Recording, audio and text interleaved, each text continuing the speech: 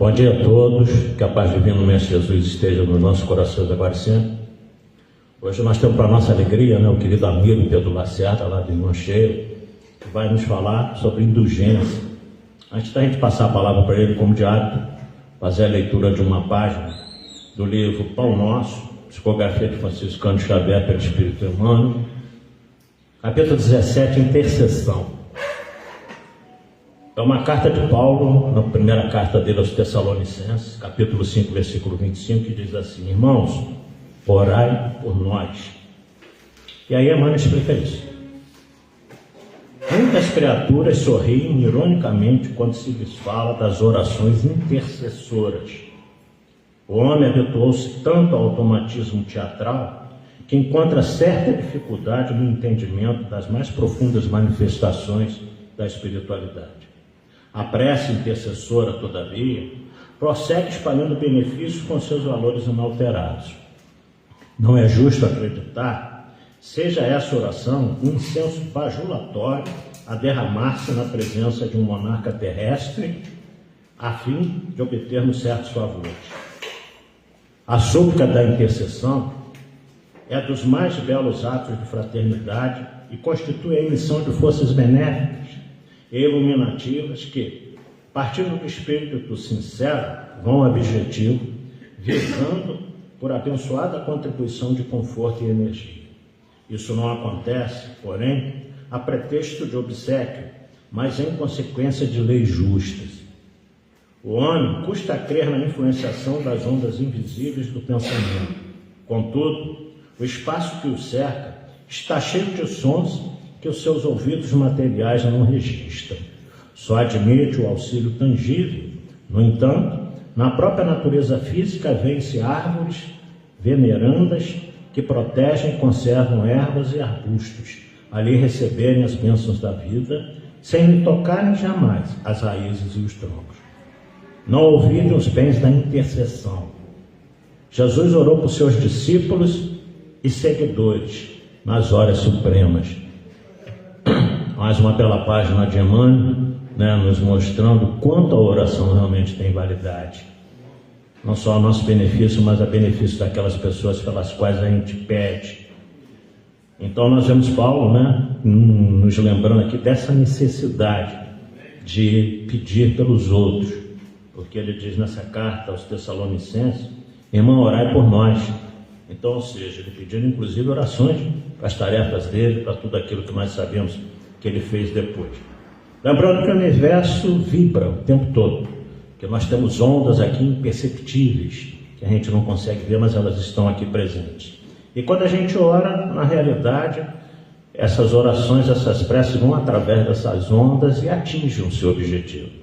Por isso que a gente deve orar sempre por qualquer pessoa, por qualquer criatura que esteja em desespero, que esteja em desequilíbrio, que esteja inclusive fazendo coisas erradas. Por isso que a gente ora por todo mundo, porque nós sabemos o quanto isso interfere pelos doentes, pelos acamados, que é aquilo que a gente faz sempre aqui depois das palestras aos domingos, das nossas visitas. Não pedir através da oração que se mude os desígnios de Deus, de forma nenhuma, mas levar a essas pessoas pelas quais nós oramos o conforto, a compreensão, a paciência para os momentos provacionais que estão vivenciando e, sobretudo, a resignação diante de tudo aquilo que estejam passando, porque, como autores do nosso destino, nós sabemos que ninguém passa por aquilo que não mereça ou necessite passar. Está dentro das leis de Deus, está dentro da justiça divina. Então, orar sempre é bom, porque até nos aproxima das potencialidades superiores. Quando nós deixamos de orar, quando nós esquecemos dessa maravilha que Deus nos trouxe através dos nossos amigos espirituais, através dos profetas, sobretudo de Jesus, nós nos distanciamos dessas potencialidades espirituais, divinas, e ficamos muito na horizontalidade da nossa vida. Então, verticalizar a nossa vida, sobretudo através da oração. Pedir mesmo, pedir aos nossos mentores espirituais. A gente até costuma dizer, que foi alvo de um artigo nosso, na revista Reformador em maio de 2018, orar a Maria, porque há um preconceito aí de algumas seitas, de algumas religiões, e até, por incrível que pareça, muitas vezes até entre algumas casas espíritas, né? Mas a gente vai quebrando esses conceitos equivocados, porque Maria é, para os nossos irmãos católicos, realmente a intercessora junto ao Pai, junto a Jesus, melhor dizendo, né? E a gente sempre costuma dizer que um pedido de mãe o filho não nega, né? Não nega nunca. E a gente vê isso no primeiro milagre das bodas de Caná, em João capítulo 2, pedido dela para transformar água em vinho, e ele fez. Então rezar é sempre bom, mas isso nada impede também de rezar direto a Deus, de rezar a Jesus. Mas fica então essa mensagem da manhã de hoje, pedindo a Deus que auxilie o nosso querido amigo Pedro Lacerda para essa lição que ele vai nos trazer da manhã de hoje, fruto dos seus estudos, sempre muito providencial. Que Deus possa abençoá-lo, ampará-lo agora e sempre. Vamos orar então, pedindo a Mãe de Jesus proteção para todos nós. Ave Maria, cheia de graças, o Senhor é convosco, bendita sois vós entre as mulheres, que bendito é o fruto do vosso ventre, nasceu Jesus. Santa Maria, Mãe de Jesus, rogai a Deus por nós, pecadores, agora e na hora do nosso desenlace. E assim, com essa prece, nós passamos a palavra para o Pedrinho.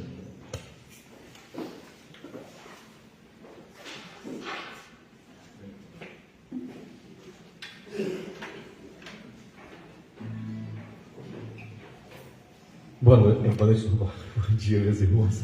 Estou habituado a falar boa noite, né? As nossas palestras, a maioria delas são à noite. Bom dia para todos. A gente vai começar com uma música aqui para poder iniciar esse tema, que é a indulgência.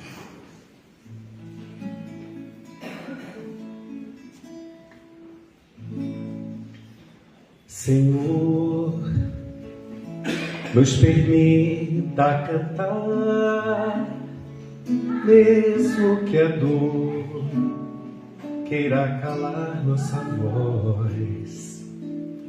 Senhor, nos permita crescer, mesmo que a intolerância nos faça sofrer.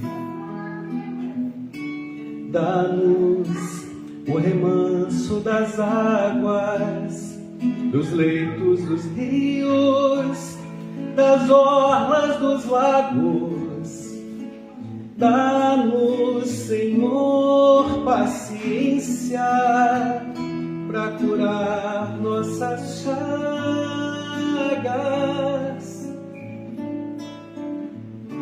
Dá-nos um porto seguro, nos livra do escuro, nos orienta na estrada.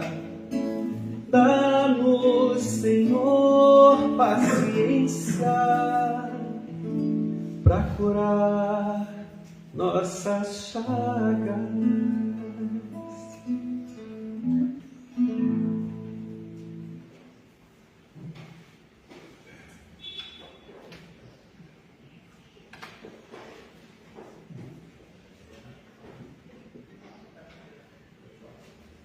Essa música, ela traz uma reflexão acerca das nossas defecções, né? Que ela chamaria de chagas, né?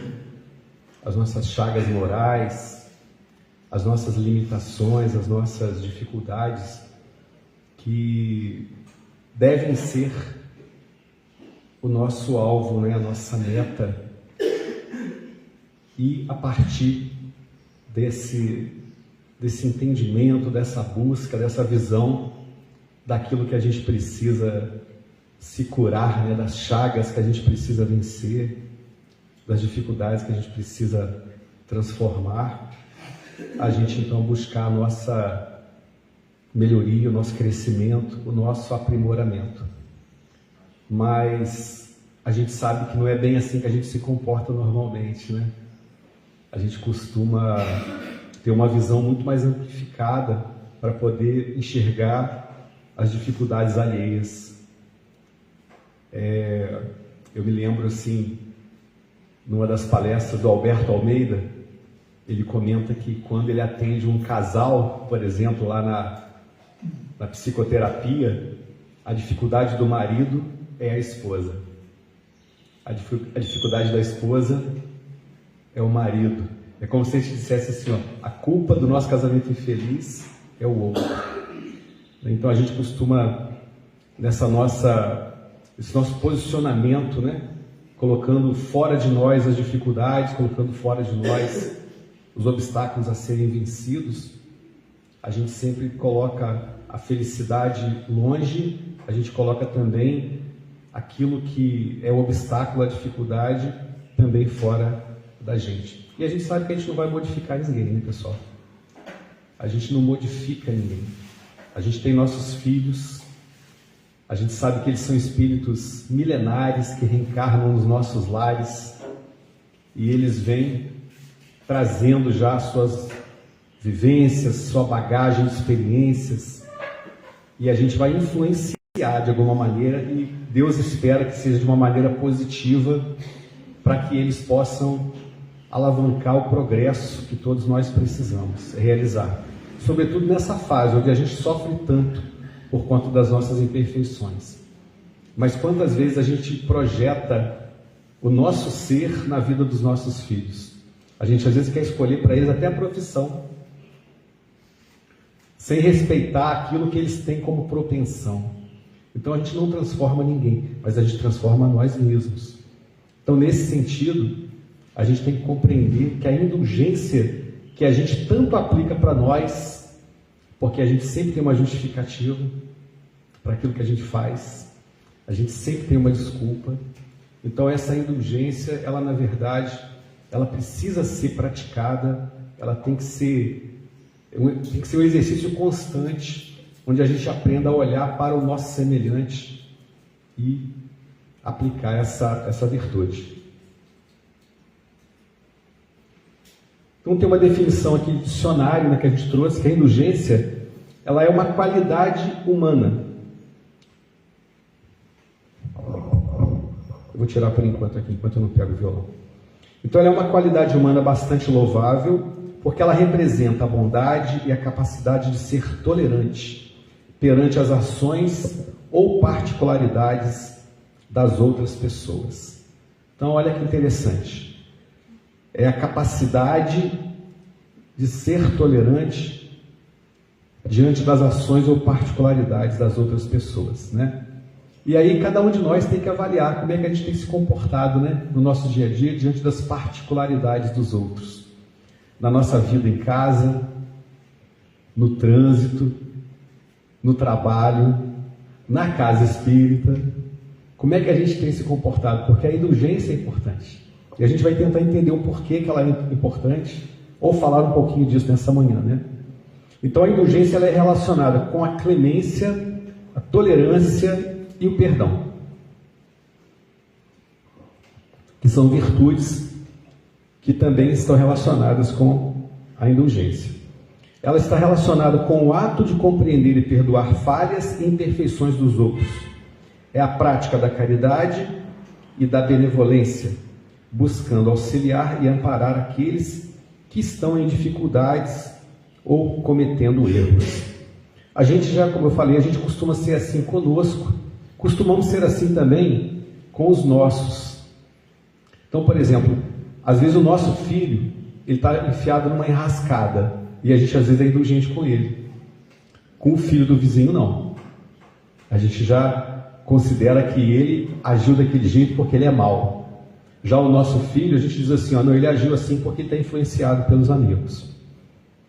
Houve algo ali que trouxe para ele aquele comportamento. E aí, pessoal, a gente tem aqui uma palavra de Jesus, né? Quando ele diz para a gente que como é que a gente enxerga, né, o argueiro no olho do nosso irmão e a gente não vê uma trave no olho da gente.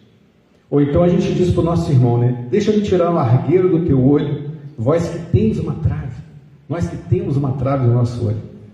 Hipócritas, tirai primeiro a trave do vosso olho, e depois então vede como podereis tirar o argueiro do olho do vosso irmão. Uma vez, certa feita, um companheiro me perguntou assim, qual é a sua missão como espírita? Uma pergunta difícil de responder, né? Mas eu respondi para ele e eu continuo ainda defendendo esse meu posicionamento. Eu disse para ele assim, minha missão como espírita, meu primeiro passo a ser tomado é evangelizar a mim mesmo.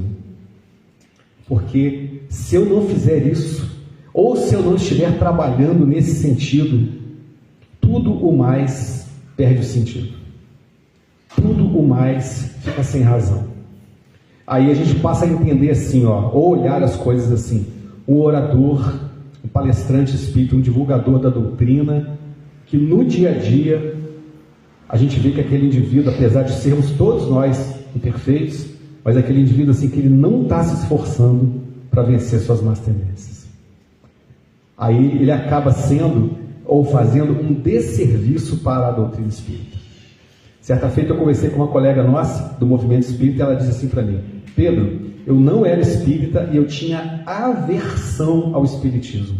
Eu falei, mas por que você tinha aversão ao espiritismo? Porque eu conhecia 2 indivíduos que exerciam cargo de administração, assim, cargos altos numa empresa grande, e eles 2 eram espíritas e a postura deles no dia a dia era lastimável. E eles eram representantes de casas espíritas em Volta Redonda. Isso há muitos anos atrás, né? Então, quando ela falou isso para mim, é claro que a gente analisa assim, é a visão dela, porque às vezes a gente olha a coisa por um ângulo e a gente não fala brincando que a verdade ela tem três facetas, né? A sua verdade, a minha verdade e a verdade verdadeira, a faceta verdadeira, mas às vezes ela tem vários ângulos. Então aquela pessoa pode ter visto sob a ótica dela, imperfeita. Tudo bem. Mas olha a importância da gente, né? Realmente compreender assim, eu preciso enxergar o que tem de errado em mim primeiro. Porque senão a gente começa a fazer coisas, né? E é claro que o Emmanuel fala para a gente que é importante a gente ser, primeiro, movido pela disciplina. A disciplina é importante, que a gente vá lá e faça a caridade, entregue a sopa, entregue a bolsa de mantimentos, faça a visita. A gente começa a fazer até não sentindo amor no coração, mas a gente vai fazendo e a gente vai se apaixonando pela tarefa. Eu gosto de falar assim a meu respeito, desculpa dar um exemplo pessoal, mas quando eu fui chamado para fazer evangelização na nossa casa, eu pensei assim, nossa, eu vou trabalhar com evangelização de criança, mas eu tinha dentro de mim uma paixão por criança. Eu sempre gostei muito de criança, até hoje. Sempre gostei de contar história, tanto que no meu trabalho, que eu exerci durante mais de 20 anos, né, na minha profissão, e era uma profissão que a gente tem aquele estigma de ser uma profissão muito dura, né, de homens muito rudes, porque eu fui policial por mais de 21 anos. Mas eu ia para as escolas contar história. Levava o violão, levava o cavaquinho, cantava música para as crianças. E eu falo com muita alegria no meu coração que aquilo que eu apliquei lá no meu ambiente profissional, eu apliquei porque eu aprendi na casa espírita. Eu aprendi a contar história, eu aprendi a envolver as crianças, né? Então eu acabei fazendo isso por mais de 15 anos consecutivos. E foi muito gostoso, né? Mas é interessante a gente percebendo assim, olha, eu vou fazer aquela atividade, né? E não consegui ainda me transformar, então ok, a gente vai fazendo pela disciplina, a gente vai buscando esse amor, né? Mas é muito importante que a gente esteja lutando, fazendo dentro de nós essa transformação, porque isso é o foco, pessoal. Quando a gente desencarnar, vide lá Mensageiros, olha essa obra, né? Essa obra precisa ser estudada por nós com seriedade. Os exemplos dos espíritas que estão ali e que vieram e faliram, foram preparados e falharam. Então a gente pode levar o rótulo de espírita, mas como é que está a nossa rotina como espírita? A gente está praticando o amor de verdade? E sobretudo, que é muito importante, sobretudo junto daqueles com os quais a gente convive. Porque na casa espírita, a gente fala brincando que na casa espírita a gente encontra os amigos. Por exemplo, eu gosto muito do Robinson, né? Aliás, gosto muito de todos vocês aqui. Eu tenho um carinho muito grande por essa casa. Então a gente chega num ambiente que a gente gosta das pessoas, Carlão, Tatá, né? Eu estava perguntando do seu Huguinho, né, que está com 105 anos. Então assim, a gente sente um carinho tão grande. Aí você chega num ambiente desse assim, a gente chega até, quase que uma auréola brota na cabeça da gente, assim, né? A gente cumprimenta o companheiro. Fala, Tatá. que chega a dobrar até a cabeça assim, ô Robinhos, né? Mas aí como é que a gente faz em casa, pessoal? Como é que é na casa da gente? A gente tem essa gentileza também? Né? Então a gente precisa compreender isso, para a gente não ficar olhando para o problema que o outro traz, para a dificuldade que o outro tem, e eu não consigo olhar para mim. Peraí, mas qual é a minha dificuldade? Né? Onde é que eu preciso me ajustar? Onde é que eu preciso melhorar? E aí nós temos uma informação do Evangelho que diz assim, ó, faltou uma palavrinha ali, das maiores insensatezes da humanidade consiste em vermos o mal de outrem antes de vermos o mal que está em nós. É isso mesmo, uma das insensatezes da humanidade consiste em vermos o mal de outrem antes de vermos o mal que está em nós. Então é uma insensatez, né? Olhar para o outro, ver a dificuldade que o outro tem, a limitação que o outro tem, a defecção que o outro traz, e a gente não observar em nós.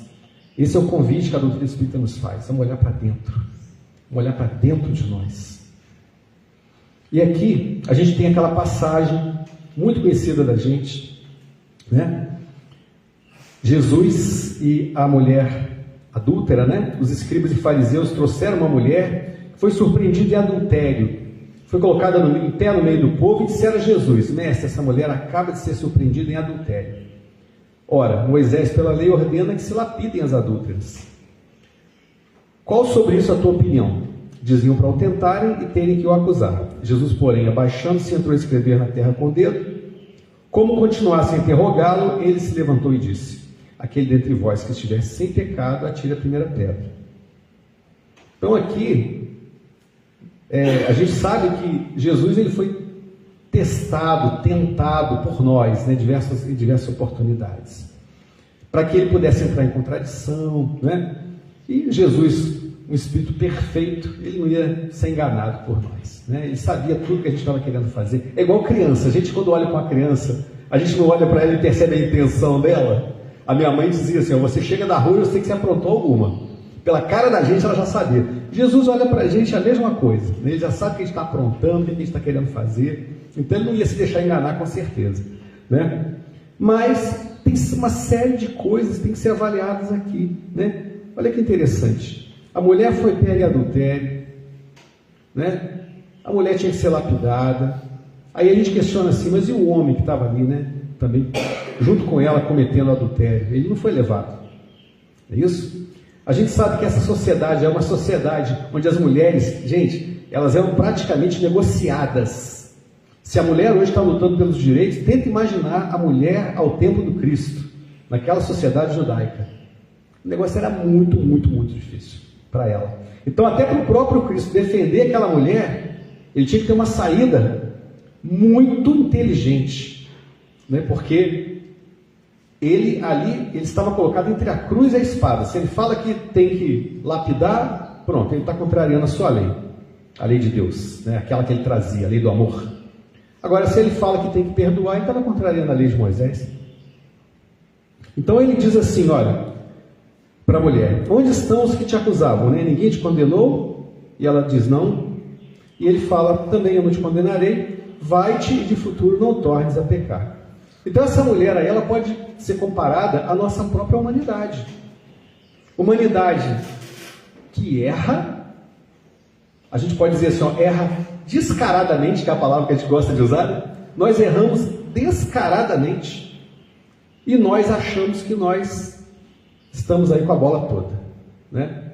Mais interessante é compreender isso, olha, que aquela mulher errou, ela errou, mas tinha uma motivação. Havia algum problema com ela? O que estava acontecendo ali afinal? Porque se aquela mulher errou, se aquela mulher cometeu um equívoco, quem de nós que não comete? Quem de nós? Quem de nós tem a capacidade de olhar para o outro e atirar uma pedra? Mas nós fazemos isso. Nem que seja uma pedra verbal. Hoje, então, com as redes sociais, ó, isso é uma beleza. A gente já julga e condena. Então é muito interessante compreender que aquela mulher, ela nos representa. Vamos nos colocar no papel daquela mulher adúltera. Porque toda vez que nós erramos, lá no nosso íntimo a gente pensa assim, mas eu fiz isso motivado por aquele problema que aconteceu previamente. Por isso é que somente Deus, Ele é capaz de nos avaliar. É só Deus. Nem a espiritualidade que às vezes nos acompanha tem todas as informações a respeito da nossa vida. Por exemplo, às vezes os obsessores que vêm nos perseguir, né, ou aqueles espíritos que estão junto conosco no dia a dia, caminhando conosco, eles pensam que nos conhecem. Gente, mas nós somos espíritos milenares. Espíritos milenares que estamos vivendo experiências complicadas há muito tempo. E aí, Deus, Ele está acompanhando, Ele está sabendo lá, ó, quais foram as motivações, o que nos levou a tomar aquele caminho, né? O que aconteceu para que a gente pudesse ir por aquele caminho de dificuldade. Mas nós temos o hábito de olhar, por exemplo, para um presídio cheio de pessoas que cometeram crimes, e a gente pensa assim, ó, só tem gente malvada ali dentro. A gente costuma olhar às vezes para a nossa capital federal, muita gente já fala isso e você já deve ter ouvido. Tinha que jogar uma bomba lá, explodir aquilo tudo, já ouviram isso? Porque as pessoas fazem o quê? Consideram que lá só tem gente corrupta. A gente julga e já condena, né? E os psicólogos falam que existem situações que são disposicionais e as atribuições situacionais, ou seja, por que você fez aquilo? Tem um motivo. Por que o indivíduo, por exemplo, usa droga? Só porque é gostoso usar droga? Só porque dá prazer, de alguma maneira? Ou será que aquele indivíduo não tem dentro dele um sofrimento? Algo que ele quer preencher? Mas a gente olha para aquele indivíduo e pensa assim, ó, isso é um acelerado, isso é um criminoso. Mas será que ele não tem problemas graves, psicológicos, até psiquiátricos? E não precisa de tratamento, e não precisa de ajuda? Mas o nosso olhar é duro. E percebam que a nossa humanidade ainda nos sustenta esse tipo de visão, que nós temos a pena de morte ainda vigente em diversos países. E muitas pessoas acham que tinha que ser também vigente aqui no Brasil. Que aqui também tinha que ter pena de morte. Porque é uma visão dura. Né? Uma visão que você não leva em consideração que aquele ser humano ali, ele é perfectível. Ele é filho de Deus e ele pode ter errado. Mas Deus confia nele. Deus aposta que ele um dia ele vai se tornar um arcanjo, né? Vai se tornar um espírito puro. Tem uma passagem que o Humberto de Campos traz, em que depois desse diálogo aqui de Jesus com essa adúltera, o Pedro questiona Jesus assim: Senhor, não está errado isso não? O senhor está contrariando as leis, poxa. Se a mulher é adúltera, ela tem que ser apedrejada. E aí Jesus faz esse questionamento: Ô Pedro, mas e o adúltero? Você já parou para pensar? E o homem que estava com ela, cadê o indivíduo? O Pedro falou assim: tem razão, senhor. Pois é, então ele não teria então que ser punido junto? Por que vai ser só ela punida?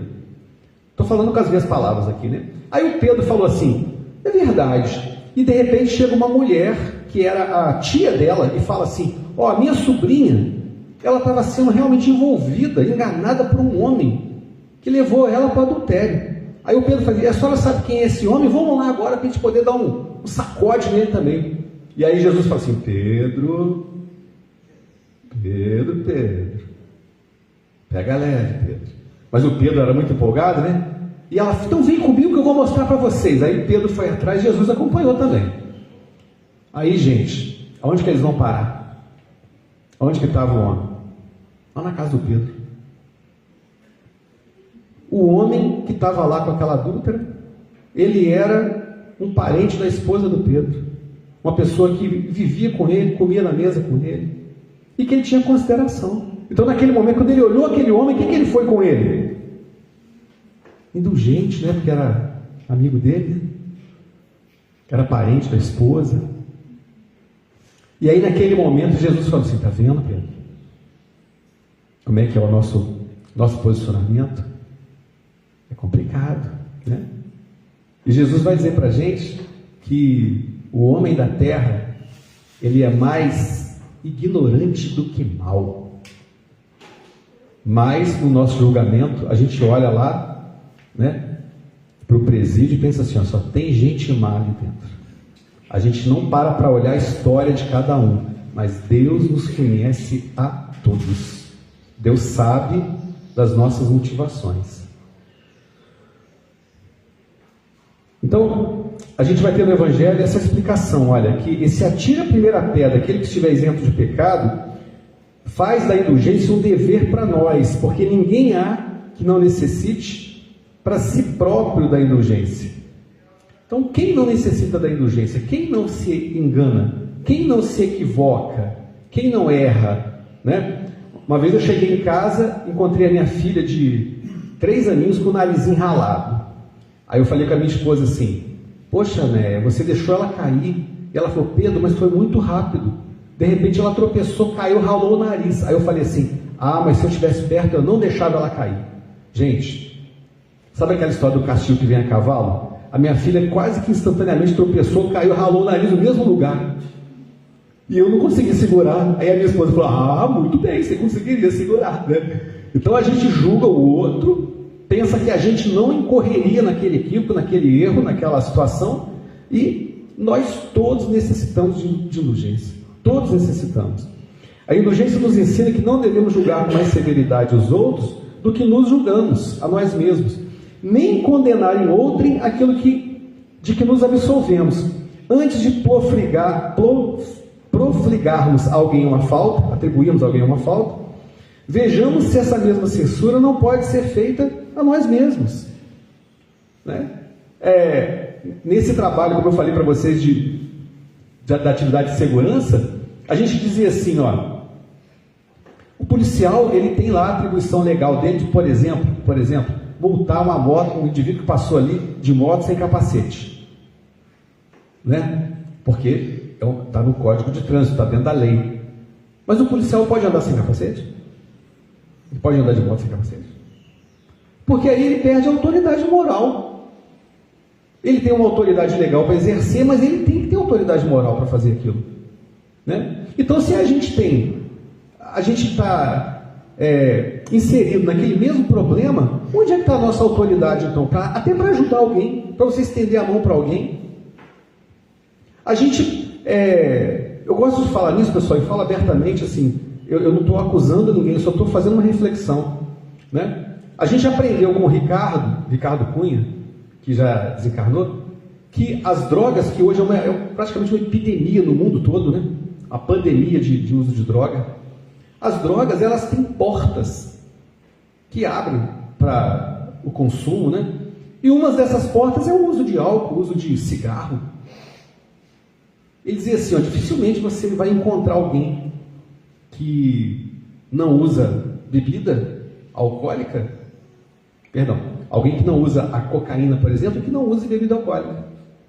Então, não é que o indivíduo que bebe, ele vai usar cocaína, não é isso não. Mas aquele indivíduo que foi pelo caminho da bebida alcoólica, do cigarro, ele tem uma propensão maior para ir para outras drogas, porque cigarro e bebida alcoólica são drogas também. Elas também atuam no nosso cérebro, conforme as drogas, né? E aí a gente pergunta assim, ó: como é que fica a nossa autoridade moral para você poder ajudar alguém, por exemplo, que chega na casa espírita e a pessoa tem um problema com o alcoolismo? Que muita gente chega aqui e eu confesso que foi o meu problema. Eu cheguei na casa espírita com um problema de saúde, eu queria curar aquele problema logo para eu voltar para beber a minha bebida que eu gostava. Isso há quase 30 anos atrás. E aí o trabalhador da casa espírita, né, ele precisa compreender assim, ó: eu tenho que vencer as minhas mazelas aqui, as minhas dificuldades, para eu estender a mão para o outro. Eu estou usando um exemplo aqui, mas a gente poderia usar 1000 exemplos. 1000 exemplos, né? O André Luiz, ele conta no livro Libertação, que o padre, numa missa que eles estão assistindo, o padre, ele estava ali enfadado. Ele fazia a missa, mas ele não tinha amor nenhum. Tanto que ele fala que as mãos do padre, tudo que ele tocava ficava negro. Saíam fluidos negros da mão dele. E o pensamento dele era assim: estou doido para acabar isso aqui, porque eu tenho um compromisso depois. Ele estava fazendo aquilo só da boca para fora. E ainda fala assim, ó, aquele padre ali, André, é um ateu gozador dos sentidos. Ateu gozador dos sentidos. Aquele padre em especial, né? Tem padres maravilhosos por aí, com certeza. Mas é um exemplo para mostrar assim, ó, qual a autoridade moral daquele que tenta, por exemplo, estender a mão para alguém, se ele também passa pelo mesmo processo, né? Tem uma história que é atribuída ao Gandhi, né, que fala do açúcar, né, que a mulher procurou o Gandhi para dizer assim: ô Gandhi, conversa com meu filho aí, que ele consome açúcar demais, come doce. E aí Gandhi teria falado assim: não, volta daqui a uma semana que eu converso com ele. Aí a mulher foi, uma semana depois retornou, e o Gandhi falou com o garoto: olha, você tem que parar de comer açúcar assim desse jeito, muito açúcar faz mal à saúde, diminui essa quantidade de açúcar que você consome, de doce, pode ser gostoso, mas faz mal, etc e tal. Aí bateu um papo com o menino, aí a mulher ficou intrigada, né? Mas por que você me pediu uma semana para você poder conversar com ele, se você podia ter falado isso semana passada? E Gandhi teria dito assim, então, mas é que semana passada eu também estava consumindo muito açúcar. Olha que interessante, né? Então, gente, a nossa luta como espíritas, né, eu voltei na frase lá que eu respondi, né? Minha primeira luta é evangelizar a mim mesmo. Eu tenho que lutar com as minhas mazelas, com as minhas dificuldades. Todo o trabalho virá depois, mas eu tenho que estar na luta. Eu não posso estar entregue às baratas que ele está querendo conectar aqui, algum ponto de internet aqui. Então, gente,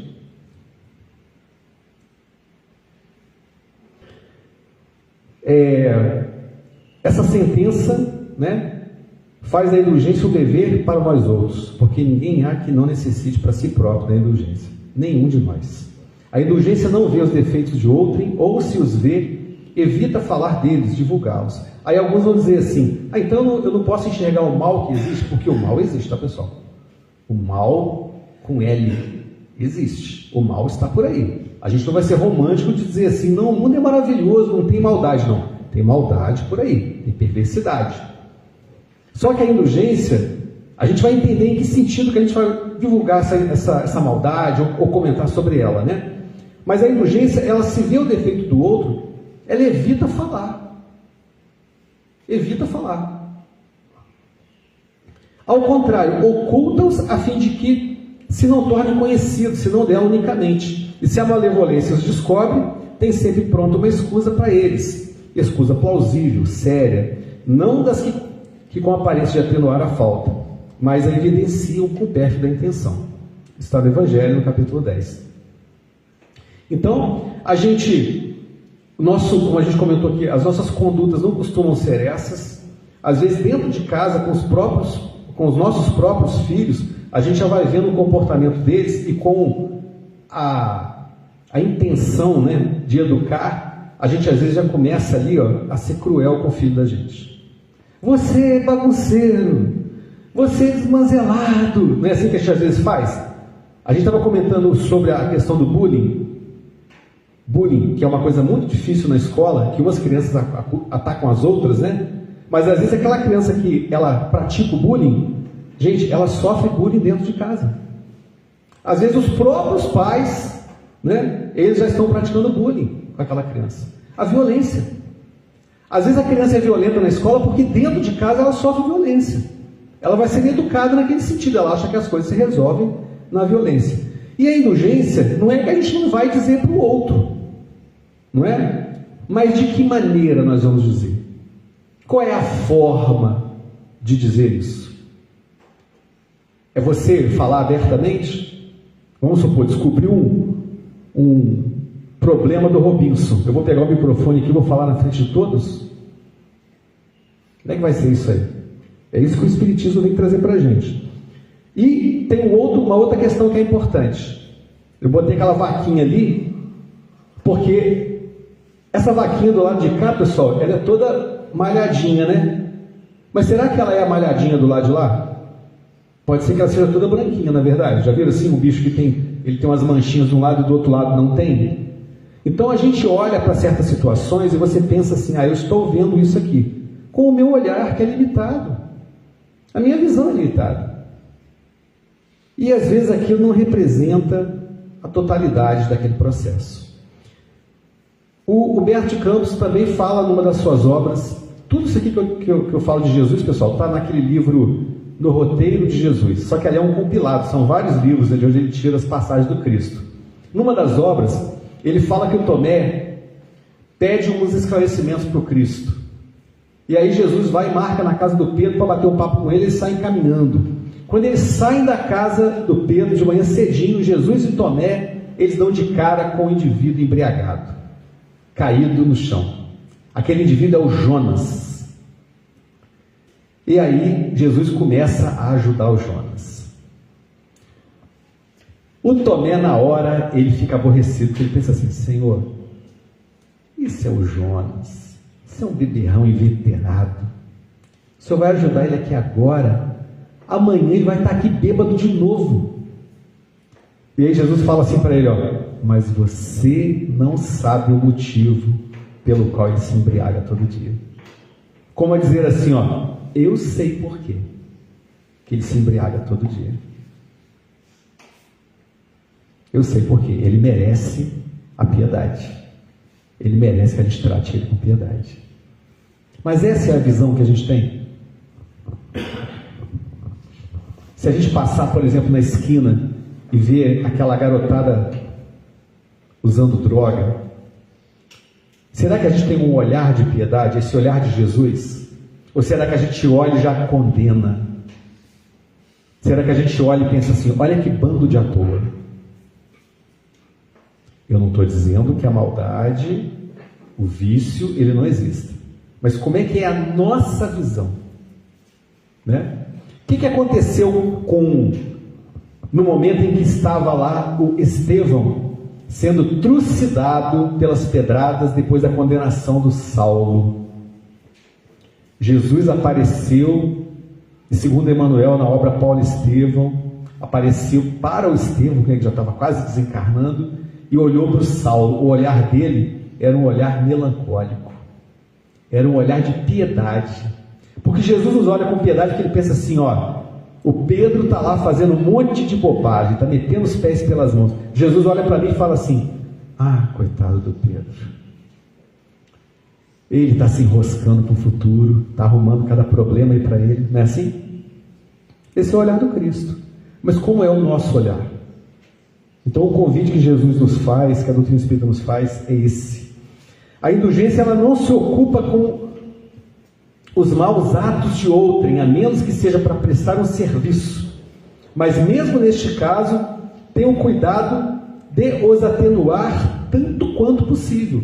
Então se você vai ajudar,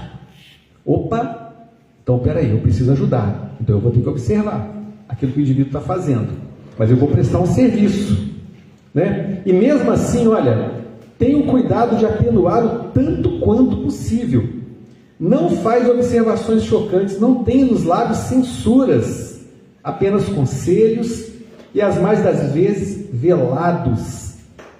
E olha a pergunta que é feita para nós, pelo José, Espírito Protetor. Quando a gente faz uma crítica, que consequência se há de tirar das nossas palavras? Eu coloquei esse símbolozinho aqui do lado, representando as redes sociais. Pessoal, quem acompanha aí as redes sociais, Facebook, Instagram, né?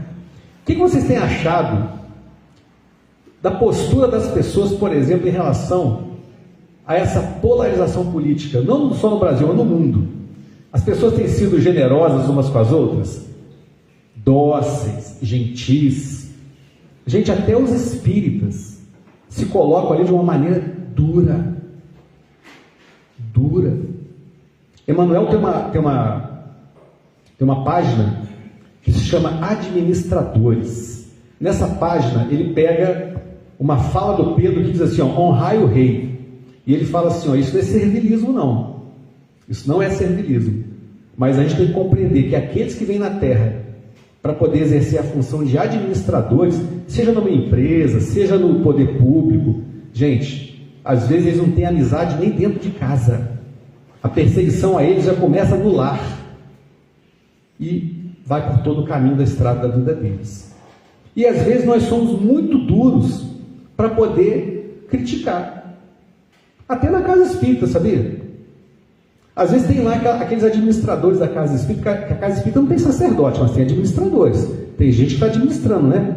Pagando conta, fazendo serviço de bastidores. Eu falo que a administração de casa espírita é assim, né? Você trabalha nos bastidores, ninguém está vendo. Não é assim? Deve ser normalmente em toda casa. Mas olha, para criticar, é um exemplo só, tá, pessoal? Para criticar e não estender a mão para ajudar, tem muita gente. Então, na verdade, o Emmanuel comenta assim, ó, pessoal, vamos estender a mão, vamos fazer a nossa parte. A nossa parte.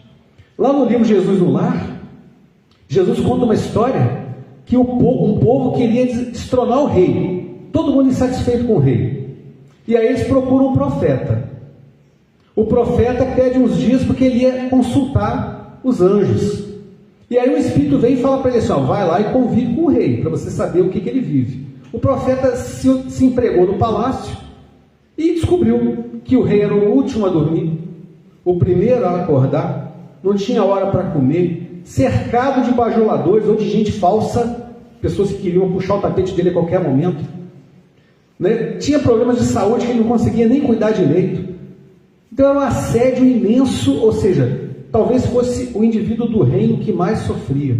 E aí ele volta para o povo e fala assim, ó, eu não quero destronar o rei não, pessoal, eu quero propor a vocês o seguinte, em vez de destronar o rei, vamos ajudar ele está precisando de ajuda.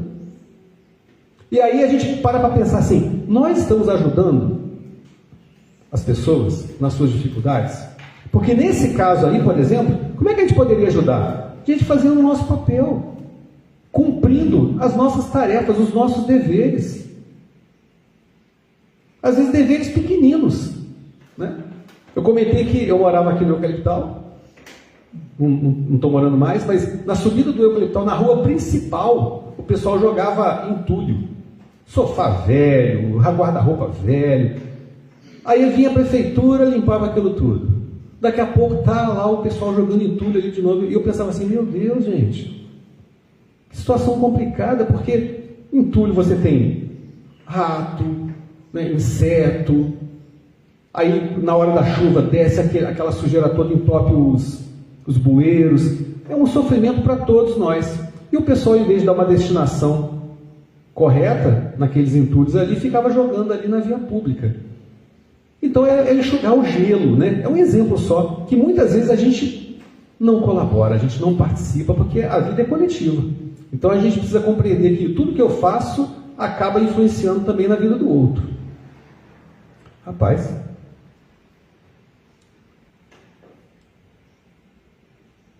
eu não quero me conectar.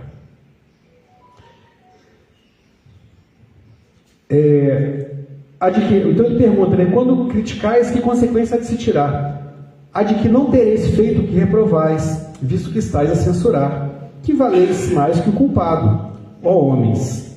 Quando será que julgareis os vossos próprios corações, os vossos próprios pensamentos, os vossos próprios atos, sem vos ocupares com o que fazem vossos irmãos? Quando só terei olhares severos sobre vós mesmos? Então a questão 919, né, que fala para a gente ter o autoconhecimento, ela nos convida a isso, pessoal. Vamos olhar para nós. O que eu posso melhorar na minha vida? O que eu preciso trabalhar em mim mesmo? Para que eu faça isso constantemente. Né? Constantemente eu esteja buscando melhorar a mim mesmo. Quando a gente desencarnar, olha, não vai adiantar eu dizer assim, não, mas você não conheceu o meu chefe, o meu mentor espiritual. Meu chefe era muito difícil. Você não conheceu o Robinson lá, do centro espírita que eu participava, como é que ele era complicado, o Pedro, né? Você não conheceu o país direito que eu nasci. Então, gente, a minha esposa, você não conheceu a minha esposa, meus filhos difíceis, nada disso vai justificar, pessoal, a nossa derrocada, né? Porque exatamente a gente precisa estudar aquilo que nós precisamos melhorar para que a gente possa fazer o nosso melhor diante das situações que se apresentam. Essa é a história verdadeira. Então a gente colocou ele nas redes sociais porque eu me lembro que há pouco tempo um companheiro nosso falou assim, quando eu chamo um palestrante para poder fazer palestra na nossa casa, eu dou uma olhada até nas redes sociais dele, para ver se ele é indulgente, para ver se ele é gentil, porque às vezes o indivíduo vai lá fazer uma palestra, vai falar sobre o perdão, e lá no Facebook, amigo, ele não perdoa ninguém, ele é duro, né? E acusa pessoas, vamos dizer assim, né? Então isso é complicado. Repito, não estou dizendo aqui que a gente vai ser romântico de enxergar o mal, né? Mas é como a gente se posiciona. Incorre em culpa o homem por estudar os defeitos alheios? Olha, incorrerá em grande culpa se o fizer para criticar e divulgar, porque é faltar com a caridade. Mas se o fizer para tirar proveito, para evitá-los, tal estudo poderá lhe ser de alguma utilidade. Importa não esquecer que a indulgência para com os defeitos de outro é virtude contida na caridade. Antes de censurar a imperfeição do outro, vede se não poderá dizer o mesmo a seu respeito. Tratai de possuir aquelas qualidades que você critica. Esse é o meio de se tornar superior àquele que está cometendo aquele erro. Isso é Livro dos Espíritos, questão 903. Tem uma frase popular que diz assim, o homem sábio, ele aprende com os defeitos alheios, com os erros alheios. O tolo não aprende nem com os próprios erros, já ouviu isso? O tolo, ele erra o tempo todo, parece que ele não aprendeu. O sábio não, às vezes ele vê o outro que errou, aquele indivíduo errou ali, eu acho que eu vou fazer diferente, porque daquele jeito ali dá errado, né? Então, a gente pode estudar o defeito alheio, se você está estudando para poder melhorar, tudo bem. Então, você está conseguindo caminhar no sentido do seu autoaprimoramento. A indulgência, né, ela é uma característica do homem de bem. Olha, o homem de bem, ele é indulgente para com as fraquezas alheias, ele sabe que precisa da indulgência dos outros, e se lembra dessas palavras do Cristo: atire a primeira pedra aquele que estiver sem pecado. Aquele que estiver sem pecado. Pessoal, o Chico Xavier é uma referência para nós. O modelo central, principal, máximo para nós é Jesus. Mas o Chico foi um modelo maravilhoso também, não foi, de vida? Um modelo sensacional. O Chico sentiu raiva de alguém na vida dele? Ficou magoado com alguém? Lembra daquela historinha do cachorro? A mulher que matou o cachorro do Chico? Ela achava que o Chico estava tendo muito trabalho, o cachorro doente, ela foi lá e eliminou o cachorro. Matou o cachorrinho do Chico. O Chico ficou chateado, ficou magoado com aquilo. Aí o Emanuel veio e falou assim: ô Chico, essa mágoa que você está guardando ali, porque ela eliminou seu cachorrinho, está atrapalhando os trabalhos, está atrapalhando nossas atividades. Você tem que perdoar ela, né? E aí ele foi lá, comprou uma máquina de costura, né? A história é essa, né? Comprou uma máquina de costura, pagou em prestação, e aí aquilo acabou se dissipando. Então, pessoal, o Chico Xavier é um modelo bacana para a gente, uma referência muito bonita de uma vida de lutas, né? Para mostrar assim, olha, o homem de bem, ele precisa ter como característica a indulgência, porque se a gente está no caminho, a gente ainda está propenso a falhar, né? Nós somos espíritas, temos tanto conhecimento, nós erramos. Essa semana eu ouvi uma frase assim, que Jesus, quando ele foi crucificado, ele falou com Deus, né? Falou com o Pai: Pai, perdoa-os, porque eles não sabem o que fazem, né?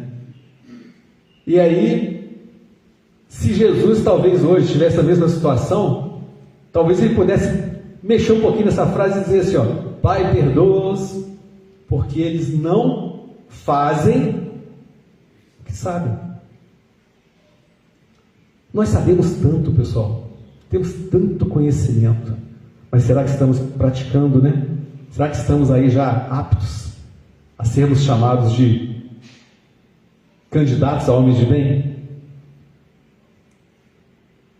E a indulgência, ela é caridade. Então Jesus, quando ele ensinou para nós o amor, quando ele ensinou para a gente a sua lei de amor. E a caridade, ela nada mais é do que o amor que está se expressando de alguma forma.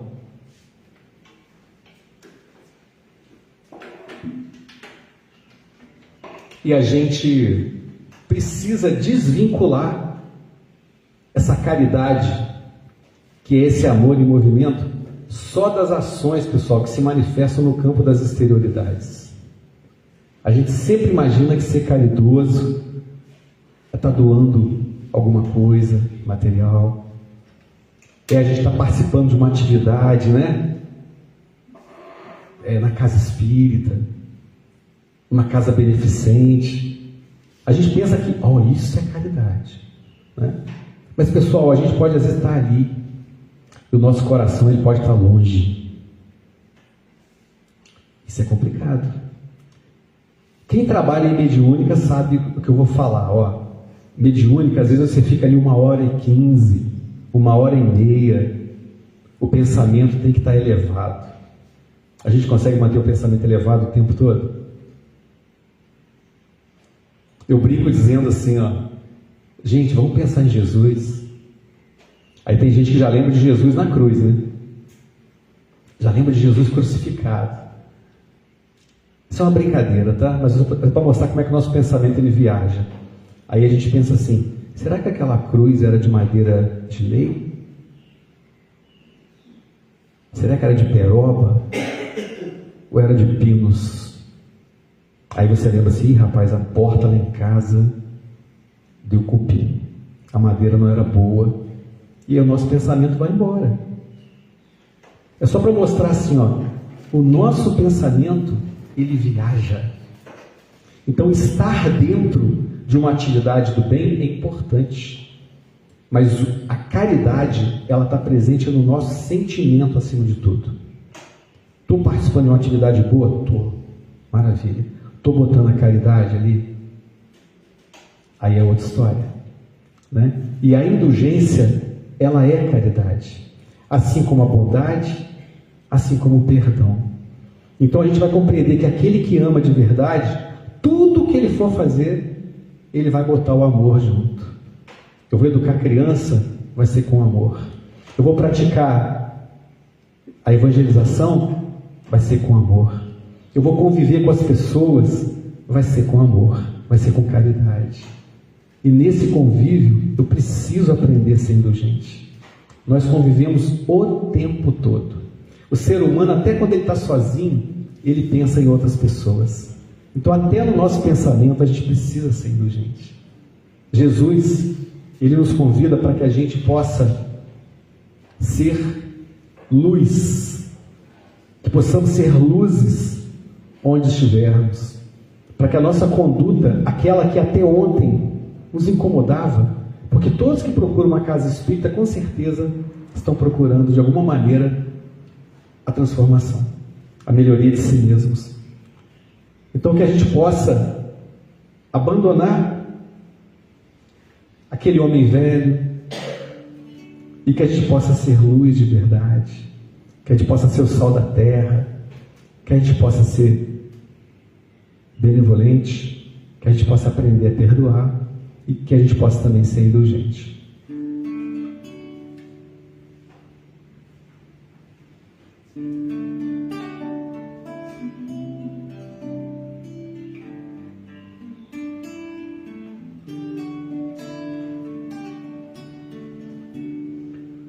Tua verdade era a verdade do mundo, a verdade do mundo não satisfaz. A tua dor era um pesar tão profundo que dentro de ti não cabia mais.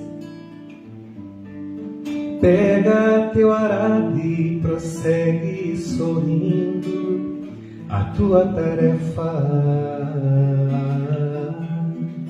Ama, trabalha, semeia, espera. Nessa estrada somente quem dá mais do que recebe. dá o testemunho de quem nunca esquece. Andai como filhos da luz, tua missão é iluminar. Vós sois todos filhos da luz, espalhai tua luz em todo lugar. Hoje tua estrada é adornada de flores, segue seu rumo sem olhar para trás, pois descobriste a alegria que existe em espalhar tua luz em sopro de paz. Pega teu arado e prossegue sorrindo a tua tarefa. Ama, trabalha, semeia, espera. Nessa estrada somente quem dá mais do que recebe, dá o testemunho de quem nunca esquece. Andai como filhos da luz, tua missão é iluminar. Vós sois todos filhos da luz, espalhai tua luz em todo lugar. Andai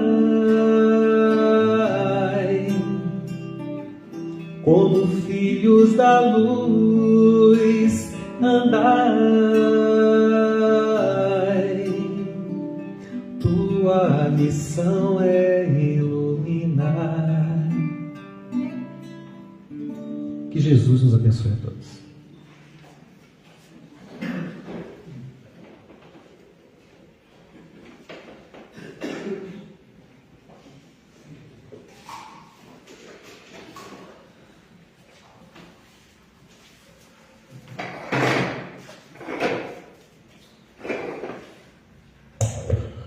Bom, agradecemos muito Pedrinho, sempre uma manhã fraterna quando ele comparece aqui.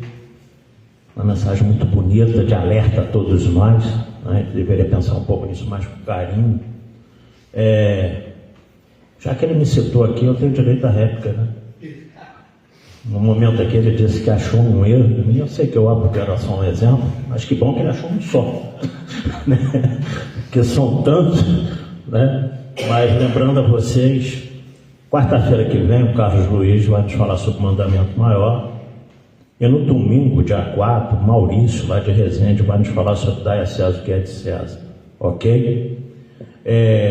Depois do passe, tem aquele café fraterno lá fora, como já é de costume, para a gente fazer aquele encontro ali após a palestra.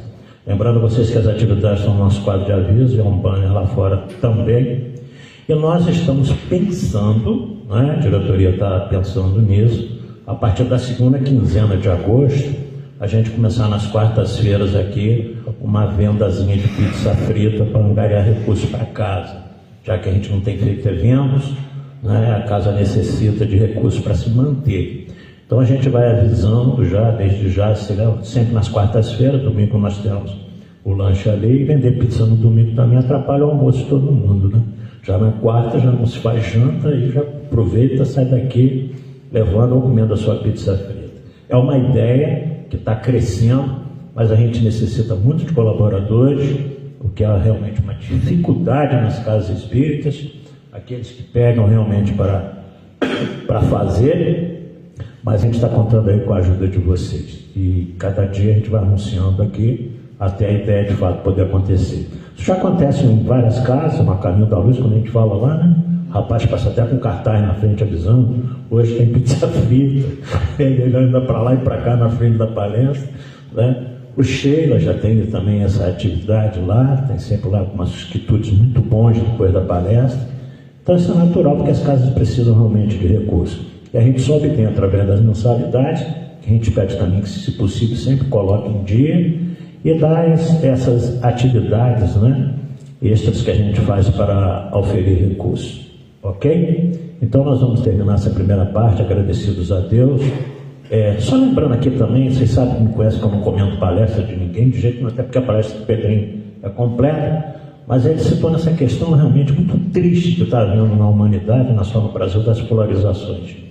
E a gente costuma sempre dizer o seguinte: quem gosta de A não vê defeitos em A, quem gosta de B não vê defeitos em B.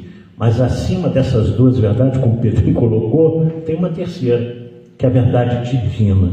Então, ao dia que a gente conseguir enxergar que se eu gosto de A, mas A tem problema, que se eu gosto de B, mas B tem problema, a gente vai conseguir ajudar essas polarizações a se tornarem melhores, colocando acima de tudo isso a verdade única e absoluta, que é a verdade de Deus. Essa não tem nome que possa contestar, né? Então a gente precisa colocar, sobretudo, nos nossos pensamentos, nas nossas ações e atividades, como ele falou, como espíritas, a humildade de reconhecer que nem sempre tudo que eu gosto é o mais correto, principalmente porque fere algumas leis de Deus. E nós precisamos realmente atentar para isso, né? Como ele falou também, a questão das mídias sociais, eu não tenho. Eu só tenho WhatsApp, que eu não dou conta, mas quando às vezes me coloca algumas coisas, é chocante o que o Pedrinho disse, né? De pessoas que estão com a responsabilidade, inclusive, de divulgar a doutrina espírita, botando críticas acerbadas nas mídias sociais, e isso compromete a doutrina espírita no sentido de que, como divulgadores, Carlão até ontem ele me falava, como divulgadores de Jesus, a gente tem que ter um cuidado muito grande nas coisas que a gente coloca e fala. Muita paz a todos. Vamos encerrar essa primeira parte, rezando a oração que Jesus nos colocou. Pai nosso que estás no céu, santificado seja o vosso nome, venha a nós o vosso reino, seja feita a vossa vontade, assim na terra como nos céus. Pão nosso de cada dia nos dai hoje, perdoai as nossas ofensas, assim como nós perdoarmos a quem nos tem ofendido. E não nos deixeis cair nas tentações do caminho, mas livrai-nos de todo o mal, porque são teus o reino, o poder e a glória para todos sempre. Com essa prece, então, nós estamos encerrando a primeira parte. Lembrando vocês, quarta-feira o Carlão tinha ido no banheiro, na hora que eu anunciei, né, sobre o mandamento maior, certo? 6 passistas em condição de dirigir essa sala de passe, por favor. E depois aquele café lá fora.